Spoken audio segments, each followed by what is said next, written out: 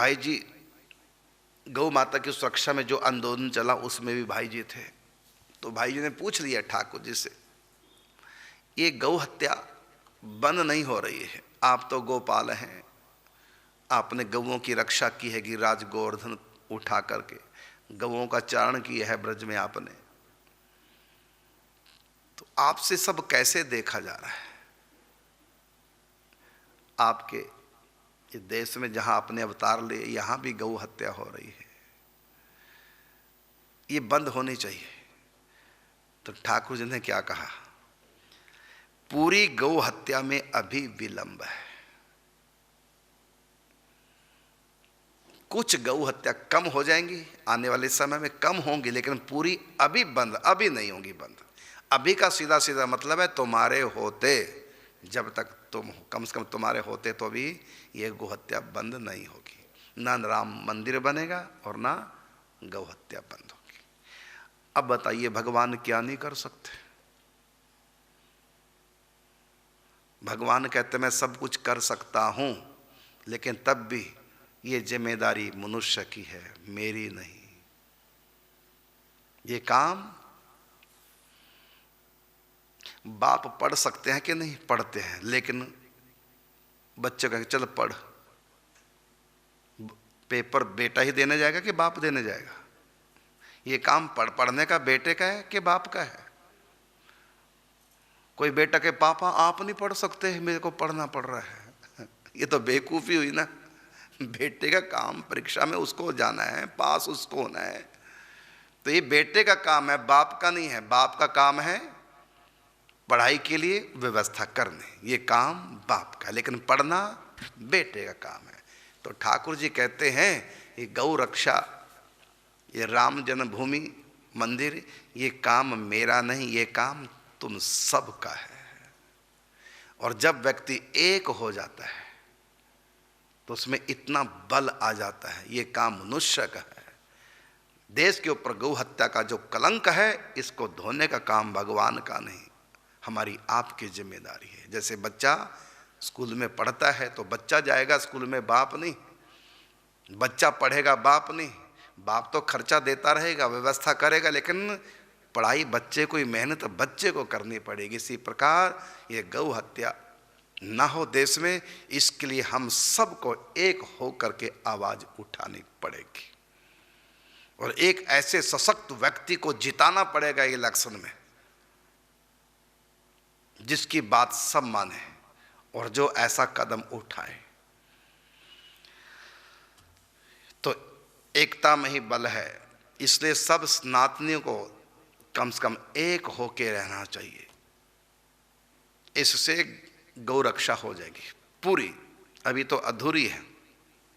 तो भगवान ने कहा पूरी गौ रक्षा में अभी विलंब है। तो तीसरा, आप अवतार लेके कब लेंगे? आप अवतार, यदि आपको नर लीला के अंतर्गत रहकर ही नर से ही सब करवाना, तो आप स्वयं नर बन के आ जाओ और आपके पीछे सब लोग लगेंगे और सब कुछ हो जाएगा। भगवान ने कहा नहीं, अभी मेरे अवतार का समय नहीं आया है, ये सब काम भक्तों को करने हैं। देश को सुदृढ़ करना, धर्म का प्रचार प्रसार, गीता भागवत रामायण का प्रचार प्रसार, मंदिर बनाना, धर्म की राह पे चलना, ये सब काम मनुष्य को करना है। मैंने मनुष्यों में अपने संत भेज रखे हैं, उनकी आज्ञा में रह करके अपने जीवन को उज्जवल बनाओ। इसलिए अभी मैं नहीं आऊंगा, अभी मेरा काम नहीं। पांचवा कहा, जगत का कुछ भला करना हो तो तुम शुरू करो, तुमको देखकर सब पीछे पीछे हो जाएंगे, तुम शुरू करो। यदि लोगों का भला करना है तो कैसे करो? तो भेद छोड़कर नाम का प्रचार कर, लोगों से कह दे कि इस काल में नाम से ही सब कुछ हो जाएगा, मेरे अवतार में भी नाम ही हेतु होगा। बड़ी सुंदर बात भगवान ने कहा। जब भाई जी ने पूछा किन लोगों को, भटकते हुए लोगों को कैसे राह दिखाएं। मुझ पर तो आपकी कृपा हो गई, गुरुदेव की कृपा हो गई, लेकिन ये जो भटक रहे हैं जीव लोग, इनका कल्याण, ये आपके इस प्रेम को कैसे प्राप्त करें। तो ठाकुर जी ने उत्तर दिया कि जगत का कुछ भला करना हो तो भेद छोड़ करके नाम का प्रचार कर, लोगों से कह दे कि इस काल में नाम से ही सब कुछ हो जाएगा। फिर दोबारा ध्यान से सुनो, तिबारा ध्यान से सुनो। भेदभाव छोड़कर, लोगों में भी भेदभाव करना बंद कर दो, सब प्रभु के हैं। एक नूर ते सब जग उपजो, कौन भले को मंदे। भेद ना करो, सबके भीतर भगवान है, सब भगवान के, ऐसा पवित्र भाव।